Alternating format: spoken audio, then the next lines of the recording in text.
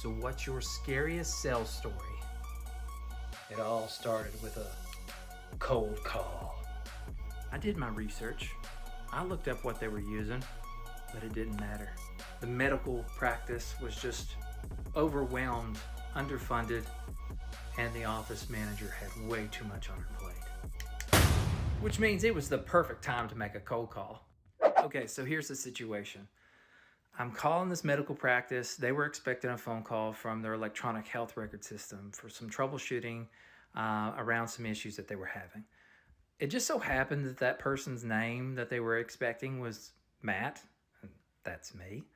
And when I introduced myself, I let them know that we integrated with their electronic health record system. So the gatekeeper got confused and introduced me as Matt from their EHR system. So the office manager stopped everything she was doing to come to me to fix their most important problem.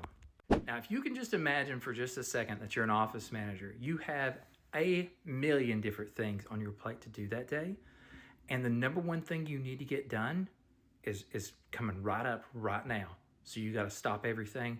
Doesn't matter how much further it's going to put you behind. You got to address this right now. Did she address it? She heard my opener about how we integrate with her EHR system and asking for just 27 seconds of her time. And she gave me more than 27 seconds. I got called a few names I'd never heard before on that phone call, but it was okay because I understood, looking at it from her perspective, how frustrated she was and what this was going to do to her at the end of the day, thinking that it was going to put her behind. But I was able to empathize with her, which allowed her to open up the door just a little bit, saying that she would be okay with me sending her an email. Now, at this point, I didn't know if she was just doing that to kind of like brush everything over and be nice to me after she just kind of like lit into me, or if she was genuinely interested, because they did have a need. So I gave the same opener as I did when I greeted her.